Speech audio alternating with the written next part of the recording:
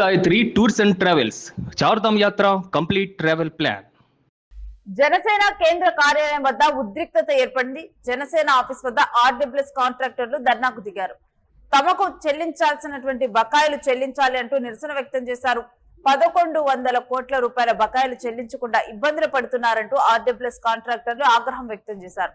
అధికారులు పాలకులు పట్టించుకోకపోవడంతో ఇబ్బందులు పడుతున్నామని ఆవేదన వెలగక్కుతున్నారు.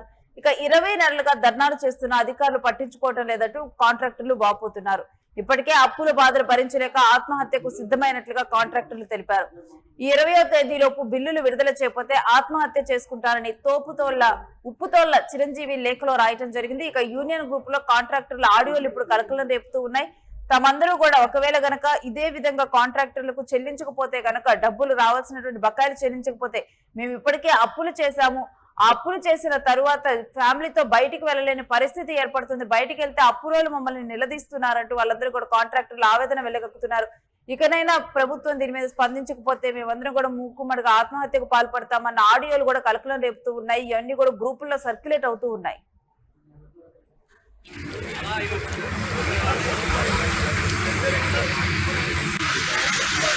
మాకు 15వ తారీఖులో పేమెంట్ ఎవరికి వెళ్ళింది సార్? 932. మరి 932లో పై వాళ్ళు ఇన్స్ట్రక్షన్ చేస్తే ఇచ్చారట.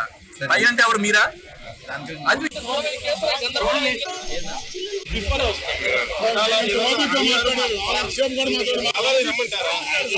కేసు ఏం ఇవ్వలేకపోతే రక్తం పడుతుంది. ఇక ఈ అంశం గురించినటువంటి డీటెయిల్స్ మా ప్రతినిధి మల్లికార్జున్ అడిగి తెలుసుకుందాం. మల్లికార్జున్, ఆర్డబ్ల్యూఎస్ కాంట్రాక్టర్లు తమకు రావాల్సినటువంటి బకాయిలు చెల్లించండి అంటూ పలు ఆందోళన చేస్తూ ఉన్నారు. అయినప్పటికీ కూడా ఇప్పటికీ ప్రభుత్వం నుంచి వాళ్ళకి ఎటువంటి స్పందన లభించినట్లుగా అర్థమవుతోంది. అసలు డీటెయిల్స్ ఏంటి?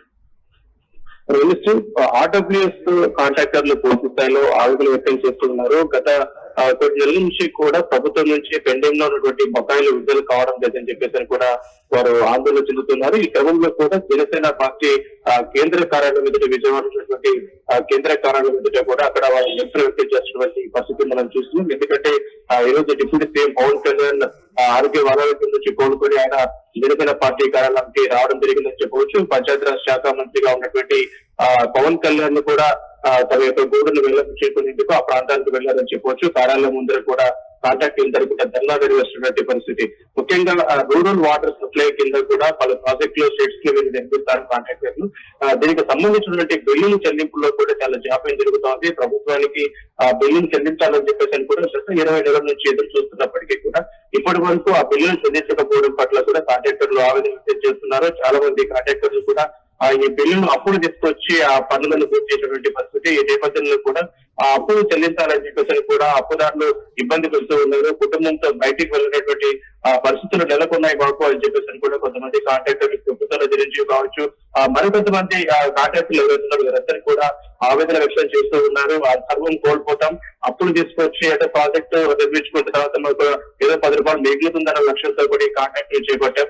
అయితే పనులు పూర్తి 20 నెలలు అవుతున్నప్పటికీ కూడా ప్రభుత్వం స్పందించడం లేదు. దాదాపుగా మనం చూసుకుంటే 1100 కోట్ల రూపాయలు బకాయిలు ఉన్నట్టుగా తెలుస్తున్నాయి. రాష్ట్ర వ్యాప్తంగా కూడా చాలా మంది కాంట్రాక్టర్లు కూడా పనులు చేసిన తర్వాత కూడా ఆ నిధుల కోసం ఎదురు చూడాల్సినటువంటి దుస్థితి నెలకొంది. ఇప్పటికైనా ఏదైతే ఆ శాఖ మంత్రిగా ఉన్నటువంటి పవన్ కళ్యాణ్ దృష్టి సారించాలా, పెండింగ్ లో ఉన్నటువంటి ఈ 1100 కోట్ల రూపాయలని వెంటనే చెల్లించే విధంగా ప్రభుత్వం పైన ఒత్తిడి తీసుకురావాలని చెప్పేసి కూడా కాంట్రాక్టర్లు డిమాండ్ చేస్తూ ఉన్నారు. గత 2-3 రోజుల నుంచి కూడా వీరందరూ కూడా ప్రభుత్వం స్పందించకపోతే ఇక ఆత్మహత్య శరణ్యమంటూ కూడా అందరూ కాంట్రాక్టర్లు ఏకమవుతున్నటువంటి పరిస్థితి మనం చూస్తున్నాం. ఈ క్రమంలో కూడా అందరూ వాట్సాప్ లోను అన్నింటిలో కూడా జాగృతమవుతున్నటువంటి పరిస్థితి. ఇది మరొకసారి ఈ రోజు డిప్యూటీ సీఎం పవన్ కళ్యాణ్ కేంద్ర కార్యాలయానికి చేరుతున్నారు కాబట్టి ఆ ప్రాంతానికి వెళ్లి పవన్ దృష్టిలో ఈ అంశం పడే విధంగా కూడా అక్కడ కార్యాలయం ఎదుట నిరసన వ్యక్తం చేశారని చెప్పవచ్చు. ఈ నేపథ్యంలో పవన్ కళ్యాణ్ స్పందించాలని వాళ్ళు ఆందోళన చేసినప్పటికీ కూడా అక్కడ ఎవరు స్పందించినటువంటి పరిస్థితి లేదు. ఇప్పటికైనా కూడా రాష్ట్ర ప్రభుత్వం చర్యలు తీసుకోవాలా, ఖచ్చితంగా పెండింగ్ లో ఉన్నటువంటి బకాయిలను చెల్లించాలని చెప్పి వాళ్ళు ప్రధానంగా డిమాండ్ చేస్తున్నారు. ఎందుకు ఆర్డబ్ల్యూఎస్ కాంట్రాక్టర్ల విషయంలో ప్రభుత్వం స్పందించకపోవటం గానీ, ఎందుకు అంటే ఈ రకమైన నిర్లక్ష్య వైఖరిని ప్రదర్శిస్తున్నారు?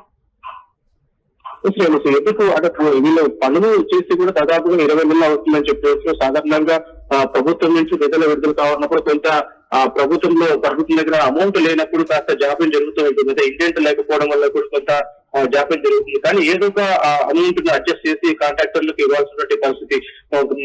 సాధారణంగా గ్రామీణ ప్రాంతాల్లో కూడా ఈ వాటర్ సప్లై ఏదైతే ఉంటుందో గ్రామీణ ప్రాంతాలకు ఆ వాటర్ సప్లై ఇవ్వడానికి కూడా కొన్ని షెడ్స్ నిర్మిస్తారని చెప్పవచ్చు. ఈ షెడ్స్ నిర్మించడానికి కాంట్రాక్టర్లకు ఈ వర్క్ ను అప్పచెప్పడం జరుగుతుంది ప్రభుత్వ అధికారుల నిబంధనల మేరకు. ఈ క్రమంలో కూడా వారు సొంత డబ్బులు వెచ్చించి కూడా ఈ షెడ్స్ నిర్మించి ఆ గ్రామంలో నీటి సరఫరాకు కూడా వీరు కృషి చేస్తారని చెప్పవచ్చు. అయితే చాలా గ్రామాల్లో కూడా ఈ కాంట్రాక్టర్లందరూ కూడా కష్టపడ్డారు. వారు సొంత డబ్బులు వెచ్చించుకొని వాళ్ళు పూర్తి చేసిన తర్వాత కూడా ఆ బిల్లులు క్లెయిమ్ చేసినప్పటికీ కూడా వాళ్ళు ఇంతవరకు ఇవ్వలేదని చెప్పవచ్చు. ఎందుకంటే ఇప్పుడు అధికారుల లోపం కనపడుతుందా, ఇక్కడ రాష్ట్ర ప్రభుత్వం కావాలని నిర్లక్ష్యం చేస్తుందా అన్నది మాత్రం ఇప్పుడు అంత చిక్కడం లేదు. పూర్తి ఏది ఏమైనప్పటికీ కూడా కాంట్రాక్టర్లు ప్రభుత్వ పని చేసిన తర్వాత దానికి ఖచ్చితంగా అమౌంట్ చెల్లించాల్సినటువంటి బాధ్యత మాత్రం ప్రభుత్వం పైన ఉంటుంది. కాబట్టి దాన్ని నిర్లక్ష్యం చేయడానికి ఉండదు. అదే ఏ కోణంలో ఎందుకు ఆపుతున్నారు ఇంత నిధులు అనేది కూడా పూర్తిసార్లు అర్థం కావడం లేదు. 1100 కోట్ల రూపాయలు ఇప్పుడు రాష్ట్ర వ్యాప్తంగా ఉన్నటువంటి కాంట్రాక్టర్లకు కూడా రాష్ట్ర ప్రభుత్వం చెల్లించాల్సి ఉంది. కాబట్టి దీని పట్ల ఎందుకో మౌనం వహిస్తున్నట్టుగా అర్థమవుతుంది. అక్కడ అధికారులు ప్రభుత్వ దృష్టికి తీసుకుపోవడంలో వైఫల్యం చెందుతున్నారా, లేకపోతే అధికారులు ప్రభుత్వ దృష్టికి తీసుకుపోయినప్పటికీ కూడా ఇంత నిధులు ఒకేసారి చెల్లించడం భారంగా మారి రాష్ట్ర ప్రభుత్వం మోహన్ చాటేస్తుందా అన్న విషయాలు పూర్తిగా క్లారిటీ రావాల్సి ఉంది. ఏదేమైనప్పటికీ కూడా కాంట్రాక్టర్లు మాత్రం ఒక నిరాశలో ఉన్నారని చెప్పాలి. ఎందుకంటే భార్య పిల్లలతో కూడా కనీసం బయటికి వెళ్ళలేనటువంటి పరిస్థితి. బయటికి వెళ్తే కూడా అప్పులు శ్రద్ధ పెట్టుకుని ఎప్పుడు అప్పులు కడతావా అని చెప్పేసి కూడా తమ నిలదీస్తూ ఉన్నారు. ఇలాంటి పరిస్థితి నాకు ఒక్కడికి పరిమితం కాలేదు. దాదాపు చాలా మంది కాంట్రాక్టర్లు ఇదే విధంగా బాధపడుతున్నారని చెప్పేసి కూడా మరోవైపు కాంట్రాక్టర్లు ఆవేదన వ్యక్తం చేస్తున్నారు. ఇప్పటికైనా రాష్ట్ర ప్రభుత్వం స్పందించకపోతే మాత్రం పూర్తి స్థాయిలో మేము ఆత్మహత్యలు కూడా చేసుకుంటాం, దానికి ప్రభుత్వమే బాధ్యత వహించాల్సి ఉంటుందని చెప్పేసి కూడా కాంట్రాక్టర్లు హెచ్చరించిన పరిస్థితి. వారు ఈ నెల 20 తారీఖు వరకు కూడా రాష్ట్ర ప్రభుత్వానికి ఒక డెడ్ లైన్ పెట్టారు. ఆ సమయంలో కూడా మా సమస్యలు పరిష్కరించాలి, లేకపోతే మా ఆత్మహత్యలకు మేము ఆత్మహత్య చేసుకుంటాం, ఖచ్చితంగా దానికి పూర్తి స్థాయిలో ప్రభుత్వమే బాధ్యత వహించాలని చెప్పేసి కూడా కాంట్రాక్టర్లు డిమాండ్ చేస్తున్న పరిస్థితి. ఇప్పటికైనా రాష్ట్ర ప్రభుత్వం స్పందించాలని చెప్పేసి కూడా వారు కోరుకుంటున్న పరిస్థితి. Right, thanks for the details Mallikarjun. ఇక ఇప్పటికైనా రాష్ట్ర ప్రభుత్వం స్పందించకపోతే తాము ఆత్మహత్యకు సిద్ధమైనట్లుగానైతే కాంట్రాక్టర్ల ఆడియోలు అయితే కలకలం రేపుతూ ఉన్నాయి. మరి ఈ రోజు జనసేన కార్యాలయం వద్ద వీళ్ళందరూ నిరసన తెలిపారు. మరి ఇప్పటికైనా కానీ ఈ అంశం మీద రాష్ట్ర ప్రభుత్వం స్పందిస్తుందా, ఏం జరుగుతుంది? మరి ఆర్డబ్ల్యూఎస్ కాంట్రాక్టర్లు తమకు 1100 కోట్ల నిధులు బకాయిలు ఉన్నాయంటూ వారు చెప్తూ ఉన్నారు. మరి ఈ నిధుల బకాయిల్లో ప్రభుత్వం మాత్రం అలసత్వం వహిస్తోంది అంటూ వారు వాపోతున్నారు.